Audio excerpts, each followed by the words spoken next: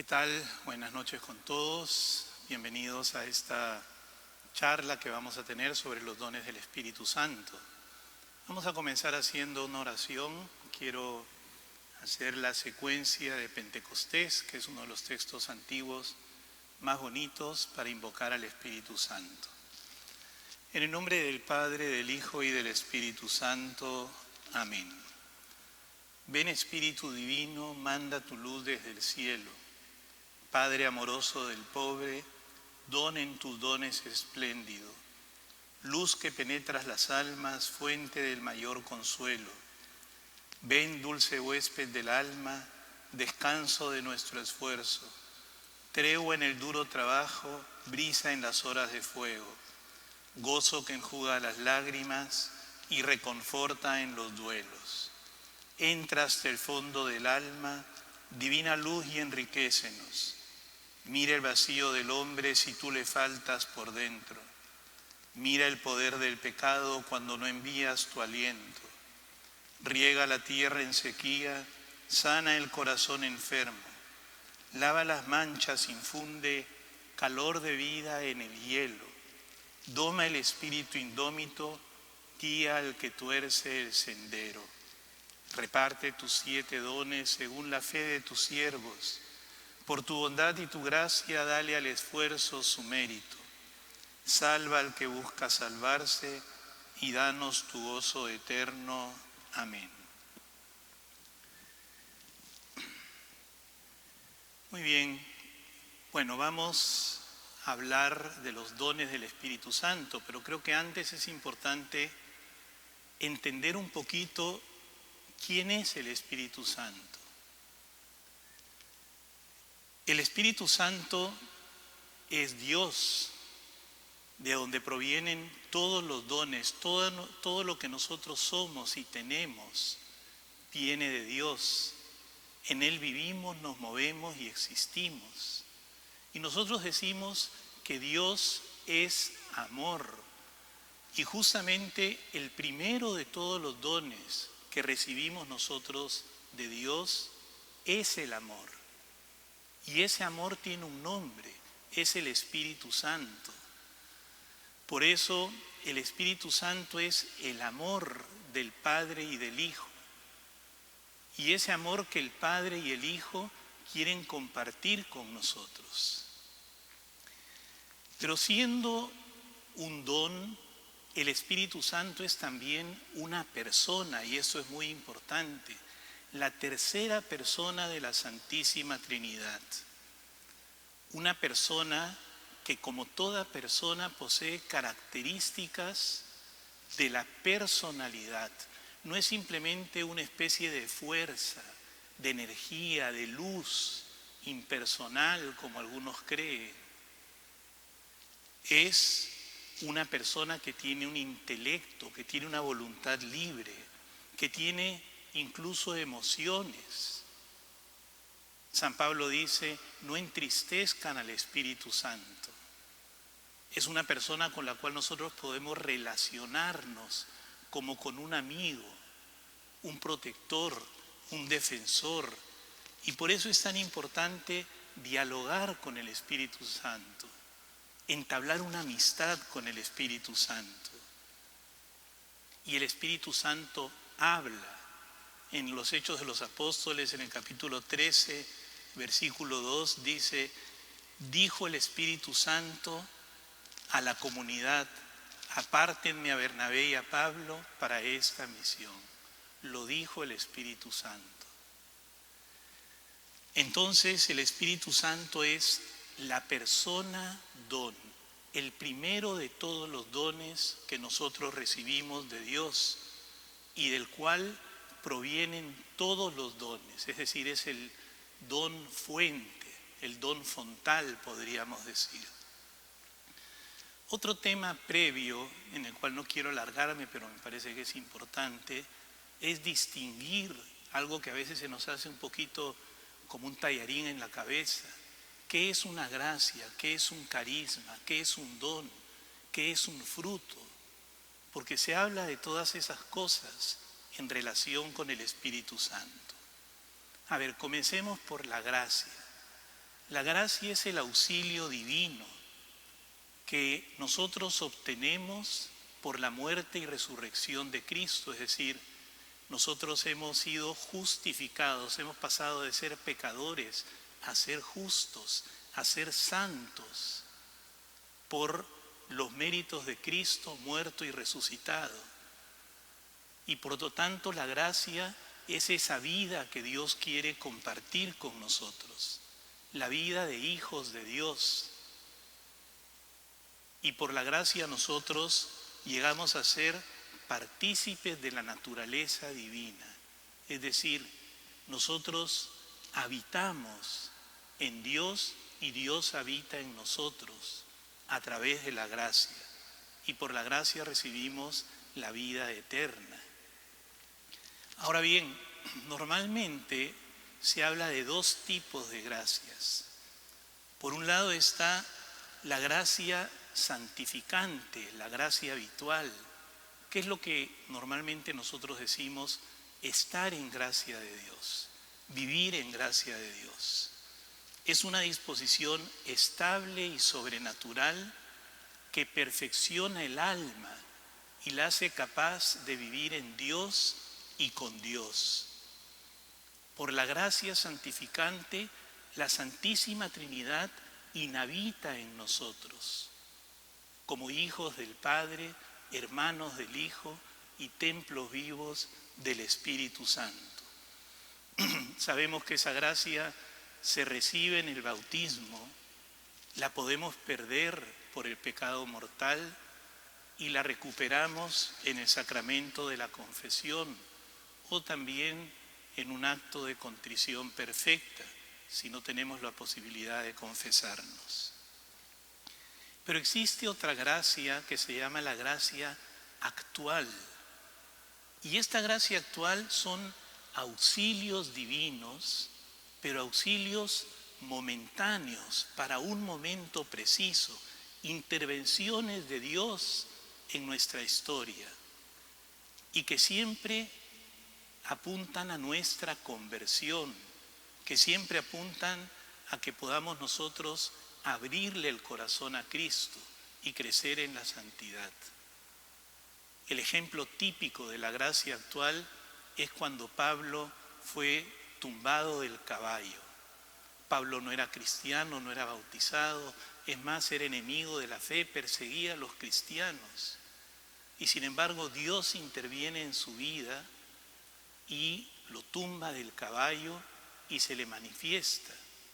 Y Pablo responde a esa gracia actual justamente con la fe y haciéndose bautizar. Puede ser una luz que recibimos en un momento de la vida, una fuerza para soportar quizás una dificultad, una tentación. Es siempre algo puntual. Luego están los dones. ¿Qué cosas son los dones? Los dones, como la palabra lo indica, son regalos. Regalos que disponen el alma, pero que la disponen de manera permanente y que Dios nos da siempre para que nosotros podamos responder a los impulsos del Espíritu Santo. Es decir, el Espíritu Santo derrama sus dones sobre nosotros y dispone nuestro corazón para que nosotros podamos con esos dones cumplir una misión. Pero hay dos tipos de dones y esto es muy importante. Uno son los carismas. Los carismas son dones que están orientados a la misión apostólica y que están orientados al servicio de la iglesia. Es decir, no es un don para mi propia santificación, sino que es un don para ponerlo al servicio de los demás. Son, podríamos llamar, talentos sobrenaturales, así como hay talentos naturales. Unas personas tienen talento para la música, talento para el arte, talento para gestionar una empresa, talento para el deporte, en fin, para el liderazgo. Así también existen talentos sobrenaturales. Podemos decir que son como herramientas que Dios nos da para que nosotros las pongamos al servicio del apostolado. Y esos carismas pueden ser muchos. Puede ser la persona que tiene el carisma del don de la palabra, o el don de sanación, o la persona que tiene el don de profecía, o el don que se llama de cardionosis, de leer el corazón de la otra persona y saber lo que le pasa, o el don de lenguas que se menciona en los Hechos de los Apóstoles para alabar a Dios. Pero fíjense que recibir un carisma no es garantía de santidad. Es frecuente que las personas que tienen estos carismas sean personas muy santas, pero también se puede dar el caso de personas que usen mal ese carisma, que lo usen para su propio provecho, o que quizás se valgan de ese carisma para servirse de los demás. Y en ese sentido, un carisma es también una inmensa responsabilidad. No garantiza tener una vida de santidad. Y ahora sí entramos a los dones, los 7 dones del Espíritu Santo, que a diferencia de los carismas que están orientados a la misión, estos 7 dones están orientados a nuestra propia santidad, a nuestra santificación. Y se definen como disposiciones permanentes que hacen al hombre o a la mujer, al ser humano, dócil para seguir los impulsos del Espíritu Santo, para poder percibir sus mociones, sus indicaciones y así poder crecer en la virtud cristiana. Estos dones se recibieron en el bautismo. Es decir, el día que fuimos bautizados, junto con la gracia, recibimos muchas cosas. Recibimos las 3 virtudes teologales, la fe, la esperanza, la caridad. Recibimos las 4 virtudes cardinales, pero que se elevan y pasan de ser solamente naturales a ser también sobrenaturales. La justicia, la templanza, la fortaleza, la prudencia. Y recibimos estos 7 dones. Pero alguien ponía este ejemplo, lo recibimos como un regalo que viene empaquetado, pero no abrimos el paquete hasta el día de nuestra confirmación. El día que somos confirmados recibimos un nuevo impulso del Espíritu Santo. Y ese día como que los dones salen del paquete y como que los dones comienzan a desplegarse en nuestra vida como cristianos y ya adultos. Y antes de seguir con los dones, simplemente mencionar que existen los frutos. Si yo vivo en gracia de Dios, si yo acojo los dones del Espíritu Santo, si yo me esfuerzo por responder a esos carismas que Dios me ha dado, entonces lo natural es que eso produzca unos frutos en mi vida. Frutos que son experiencias personales y que San Pablo menciona en la carta a los Gálatas capítulo 5 del 22 al 23 y que son 12, los voy a mencionar: la caridad, el gozo, la paz, la paciencia, la longanimidad. ¿Qué cosa quiere decir longanimidad? Quiere decir magnanimidad, tener un corazón grande, o que también se podría decir generosidad, la bondad, la benignidad, que no es lo mismo que la bondad. La benignidad es la amabilidad, ser una persona amable, la mansedumbre, la fidelidad, la modestia, la continencia y la castidad. Muy bien, entonces, ahora sí entrando a los 7 dones del Espíritu Santo, quiero decirles que estoy siguiendo una conferencia. Anoche estuve preparando esta charla y de las distintas fuentes que pude buscar, me pareció la más interesante una conferencia de Monseñor Munilla, obispo de San Sebastián. Entonces, algunas de estas ideas no son propiamente mías, sino que están en esa conferencia, que de hecho la pueden encontrar también en internet. Para entender los dones del Espíritu Santo, tradicionalmente se pone el ejemplo de la barca. Uno en una barca puede avanzar remando. Los remos representan el esfuerzo humano,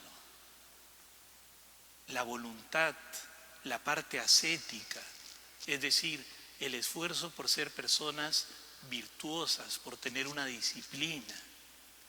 Pero fíjense que a veces uno cuando trata de avanzar en una barca, sobre todo si el mar está movido, solamente con los remos, se hace muy difícil avanzar. Entonces uno necesita las velas. Y ese velamen de la barca justamente es el Espíritu Santo que nos mueve. A veces nosotros tenemos la sensación de que estamos como atascados, que estamos como estancados en nuestra vida cristiana, que no avanzamos, que caemos una y mil veces y no podemos avanzar. Y es porque de repente solamente estamos remando. Pero a veces viene un soplo del Espíritu y mueve esa barca. Y esa barca comienza a avanzar con fluidez. Cogemos buen viento, como se dice, y comenzamos a crecer. Y a crecer justamente porque es el Espíritu Santo el que nos permite avanzar. Y por lo tanto, los dones nos permiten tener una connaturalidad con la vida cristiana. Los 7 dones del Espíritu Santo son sabiduría, inteligencia, consejo, fortaleza, ciencia, piedad y temor de Dios. Y aquí les quiero contar una pequeña anécdota chistosa que me ocurrió a mí hace algunos años. Yo tenía un programa de televisión en un canal católico en Medellín que se llamaba Televida. Y en este programa era un programa abierto al público con preguntas y respuestas sobre distintos temas de moral y de espiritualidad. Y estaba justamente hablando la semana previa a Pentecostés del Espíritu Santo. Y en eso entra una llamada y me dice: Padre, ¿cuáles son los dones del Espíritu Santo? Y entonces yo comencé a decirle, bueno, son el entendimiento, la piedad, el temor de Dios, y me pasmé. Simplemente ahí como que me quedé, se me olvidó todo, me bloqueé. Dije, pucha, ¿cómo salgo de esta? Entonces dije, ya, vamos a hacer una cosa. A ver, ¿qué televidente puede llamar y decirnos cuáles son los dones del Espíritu Santo? Y comenzaron a sonar las llamadas y las viejitas piadosas a decir cuáles eran los dones del Espíritu Santo. Y yo sentí que me salvé de haber metido la pata. Pero bueno, eso es solamente una historia. ¿Por qué decimos que son 7 los dones? El texto en el cual nos basamos es un texto de Isaías que se utiliza en el tiempo de Adviento y Navidad. Isaías 11, de 1 al 3, que dice: saldrá un vástago del tronco de Jesé y un retoño de sus raíces brotará. Reposará sobre él el espíritu de Yahvé, espíritu de sabiduría e inteligencia, de consejo y fortaleza, espíritu de ciencia y de temor de Yahvé. En realidad, dependiendo también del manuscrito que se utilice, es un tema complejo, de las distintas versiones que hay de la Sagrada Escritura, no se menciona el don de la piedad, pero en la tradición cristiana siempre se han incluido estos 7 dones. De hecho, en el siglo IV, en el Sínodo de Roma, en el año 382, el Papa Dámaso I definió estos 7 dones, o como él decía, el espíritu septiforme, que tiene estas 7 formas. Y el gran teólogo de los 7 dones y que defendió este número de los 7 dones fue Santo Tomás de Aquino. Y el catecismo menciona justamente en el número 1831 los 7 dones del Espíritu Santo. Estos 7 dones los podemos dividir en 2 grupos: los dones que tienen que ver con el entendimiento y los dones que tienen que ver con la voluntad, es decir, con el conocer y con el obrar. A ver, comencemos por los 4 que tienen que ver con el entendimiento o con el conocimiento, podríamos decir. El primero es el don que se llama don de entendimiento. Algunos lo llaman el don de inteligencia, que consiste en ser capaces de penetrar en la verdad sobrenatural y en el misterio de Dios, es decir, comprender lo que Cristo nos ha revelado, comprender la palabra de Dios, la tradición de la Iglesia, tal como le enseña el magisterio. Y por eso este es un don que sobre todo asiste a la fe. Podríamos decir que es el don de los teólogos.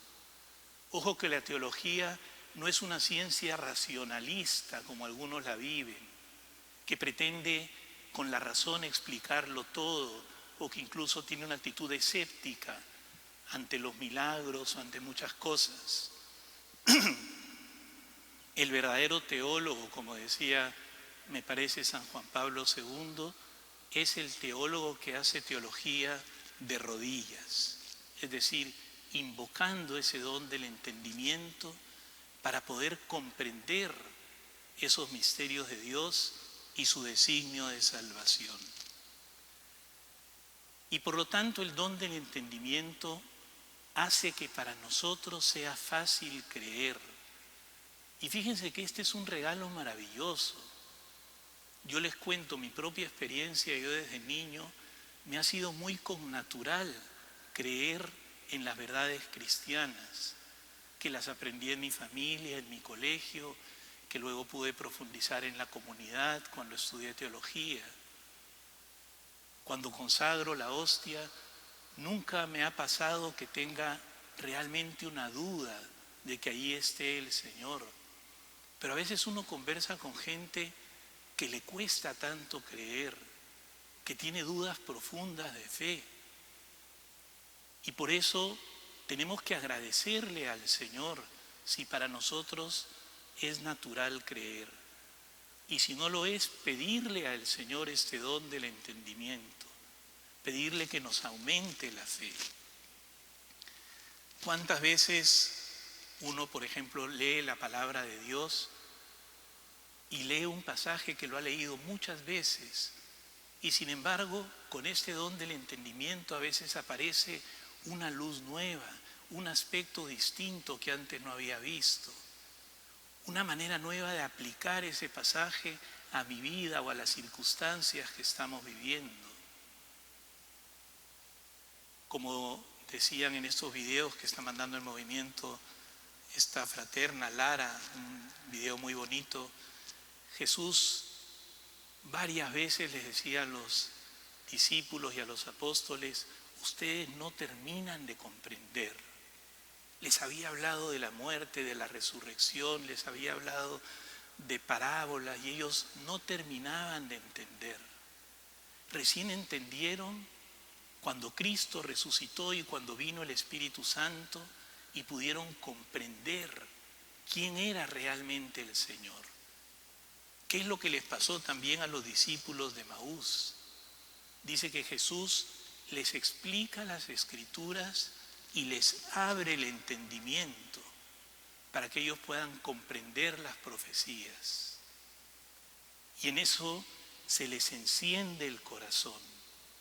Eso produce el don del entendimiento, una luz interior gozosa.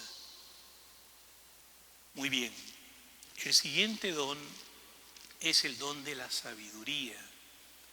La palabra sabiduría viene del latín sapere, que en realidad viene de saber, pero también viene de sabor.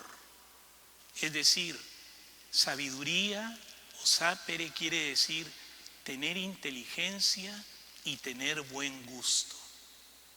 Y por lo tanto, este don no se refiere tanto a aprender o conocer con la mente los misterios de Dios, sino a aprender a saborear, a degustar, podríamos decir, no tanto con el intelecto, sino con el corazón, esos misterios de Dios. Si el entendimiento está relacionado con profundizar en la fe, la sabiduría está relacionada con profundizar en la caridad, es decir, tener un conocimiento amoroso y filial de Dios.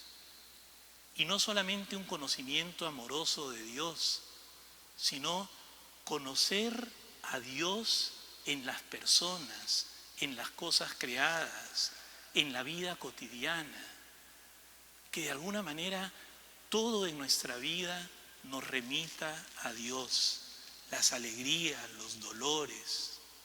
Es un poco eso que dice el Salmo: gustad y ved qué bueno es el Señor. Gustar la dulzura del Señor. Es lo que sintieron Santiago, Pedro y Juan cuando en el monte Tabor le dicen a Jesús: Señor, qué bien se está aquí. Es decir, sentían esa plenitud, ese gozo interior, que como les digo no es algo intelectual. Y este don de la sabiduría nos ayuda a que no nos aburramos frente a las cosas de Dios. A ver, seamos sinceros, a veces la vida espiritual cansa, a veces la vida espiritual puede generar tedio, nos cuesta rezar. Es más fácil sentarnos a ver una película de Netflix. Pero en el fondo el problema es un problema de paladar. A veces los adolescentes, y también los que no somos tan adolescentes, los que somos viejos, pero hay personas que les gusta la comida chatarra, porque la comida chatarra tiene mucho condimento y le meten mayonesa y le meten ketchup y le meten ají, y cuanto más sabor pueda tener, más les gusta. Pero lo que están haciendo en el fondo es estropeando el paladar. Un paladar refinado aprende a distinguir sabores, texturas.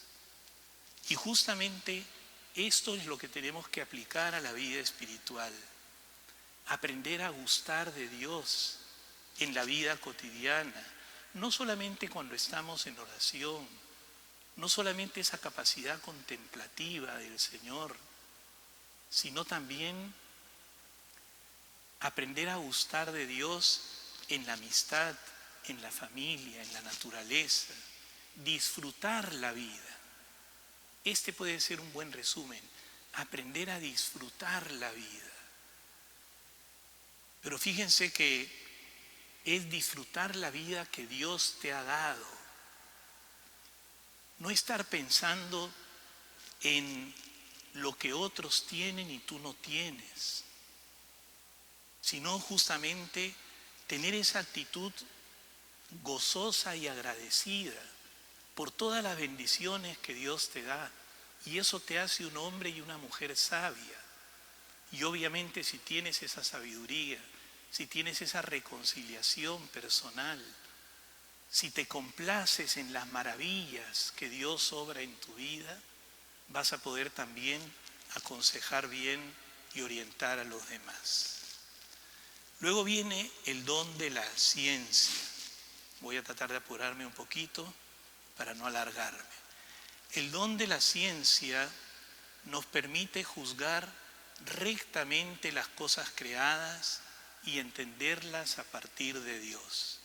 Es percibir la grandeza de Dios en la creación, conocer a Dios a través de la belleza de sus criaturas, la belleza del cosmos, la belleza de la naturaleza, de un paisaje. Es experimentar eso que sentía San Francisco, esa connaturalidad con la creación, el hermano sol, la hermana luna, la hermana agua. Es poder tener esa mirada que tuvo Dios en el Génesis, cuando va creando todas las cosas y va diciendo, y todo esto era bueno, y todo esto era bueno. Y cuando finalmente crea al hombre a su imagen y semejanza, dice, y vio Dios todo, y todo estaba muy bien. Es ese reconocer el bien, la belleza, la verdad que existe en la naturaleza. Y por lo tanto, hay una falsa oposición muchas veces entre ciencia y religión, como si la única manera de conocer la naturaleza y sus leyes fuese el conocimiento científico empírico, y como si la religión fuese una especie de conocimiento supersticioso. Y es todo lo contrario, por eso se llama el don de la ciencia, porque la ciencia de Dios me permite ver la naturaleza tal cual es, como un reflejo de la gloria divina, respetando sus leyes. Y me permite ver también esa gloria de Dios, sobre todo en el ser humano. El ser humano, imagen y semejanza de Dios, reflejo de la gloria de Dios, la más grande de todas las criaturas. Y respetar la dignidad del ser humano, y respetar la ley natural, y conocer que esa ley natural tiene límites. Todo eso nos lo permite el don de la ciencia. Y por otro lado, el don de la ciencia me permite ver cómo lo natural y lo sobrenatural no son dos cosas opuestas, no son dos cosas que se sobreponen la una a la otra, sino que de alguna manera son una síntesis armónica en Jesucristo. Dios hecho hombre, lo sobrenatural que asume lo natural. Y entonces, una persona que tiene el don de la ciencia, las cosas naturales tienen para él un sabor sobrenatural. Puedes estar comiendo, puedes estar haciendo deporte, puedes estar descansando, viendo una película. Y sin embargo, eres capaz de hacerlo todo como si fuera una ofrenda a Dios. Darle un sentido sobrenatural. Como dice Santa Teresa, hacer lo ordinario de manera extraordinaria.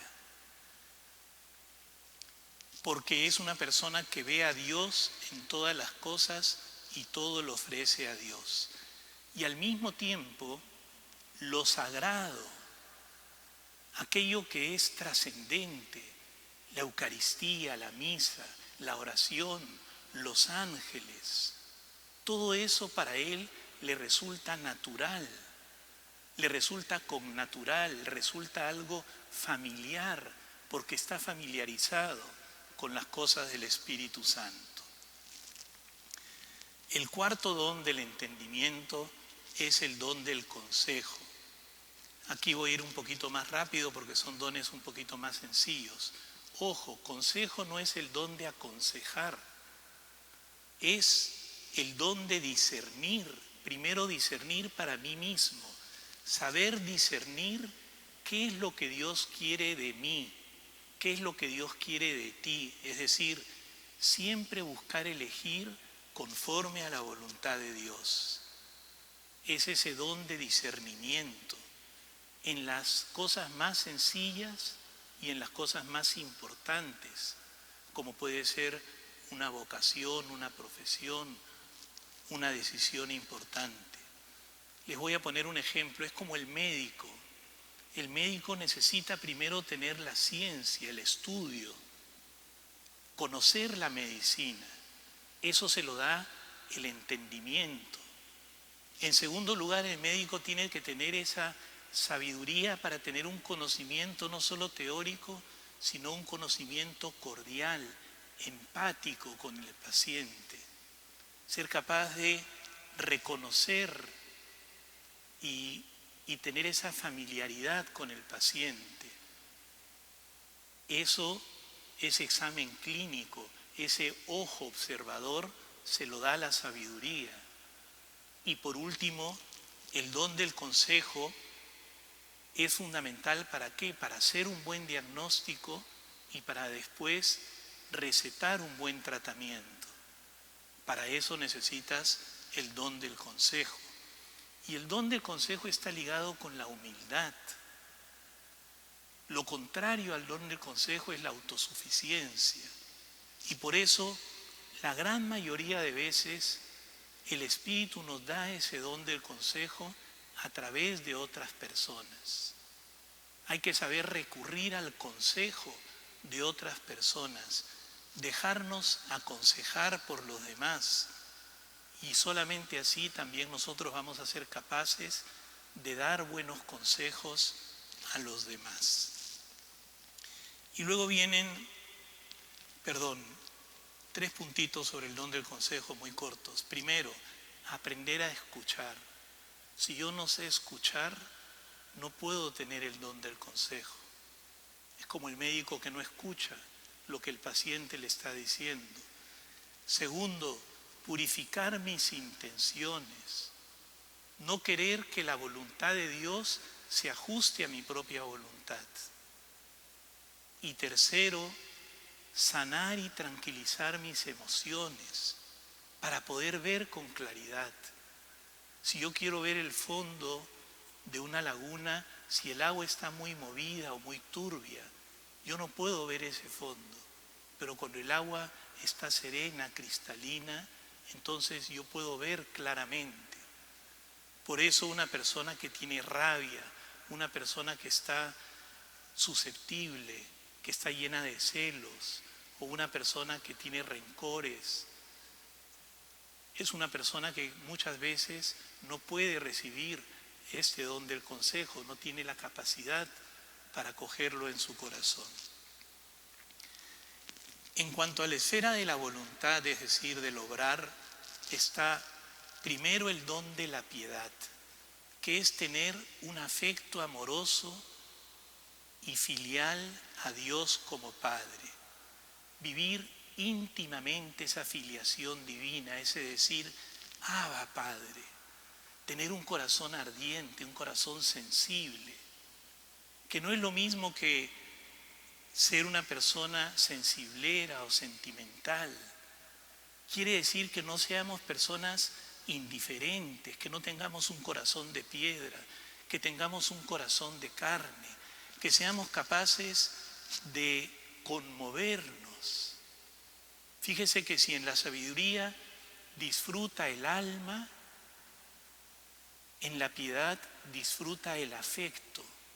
Dios nos concede a veces esos afectos, esas lágrimas, esa experiencia de consolación, que puede ser en la oración, pero que puede ser también en otros momentos de la vida, en un diálogo, en una amistad, en el conmovernos, la piedad frente al pobre, la piedad frente al enfermo, la piedad frente al que sufre. En sexto lugar está el don de la fortaleza.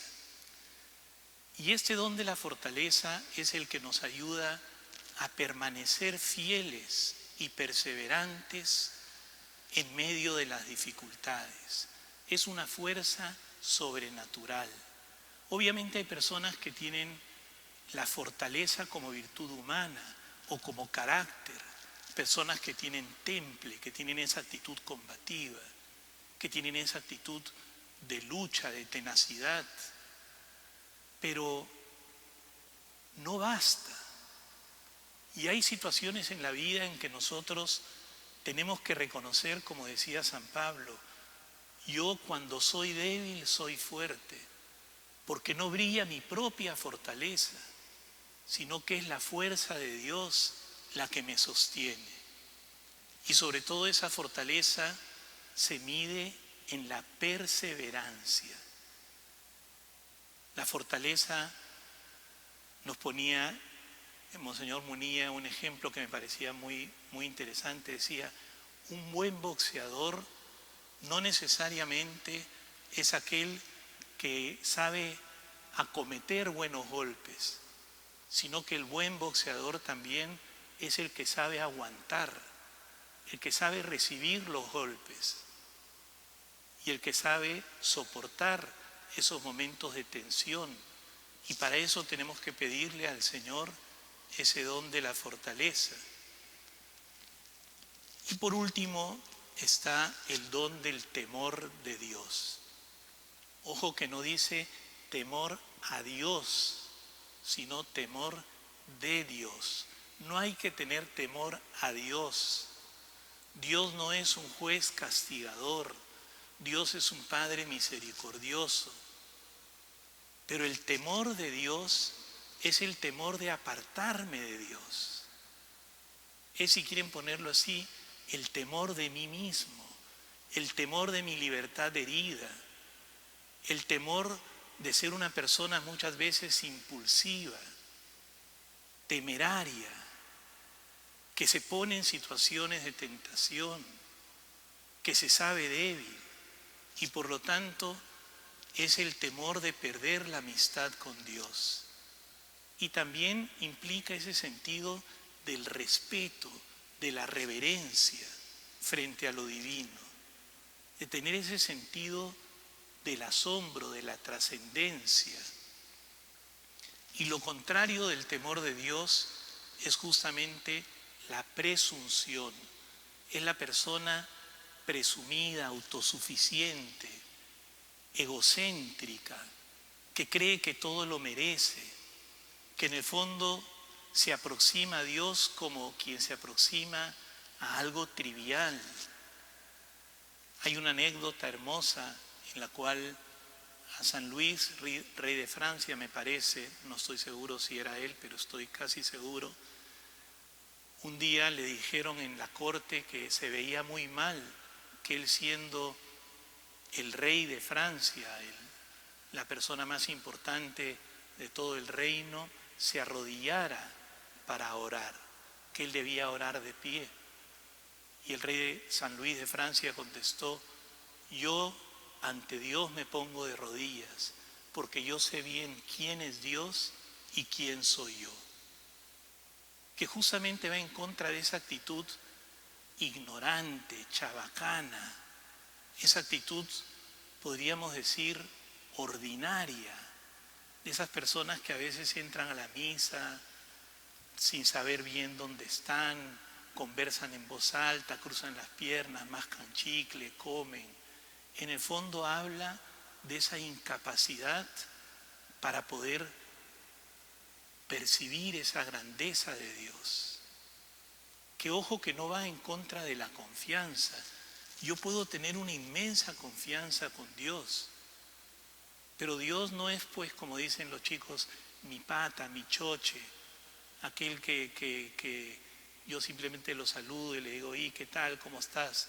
No, yo tengo un sentido justamente de respeto frente a las cosas de Dios y frente a la presencia de Dios.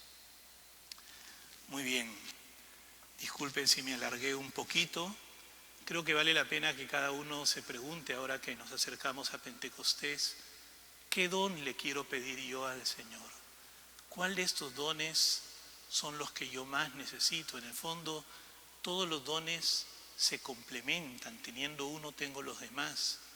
Pero hay determinados momentos en la vida en que yo necesito un don. Y ese don hay que pedirlo, hay que invocarlo.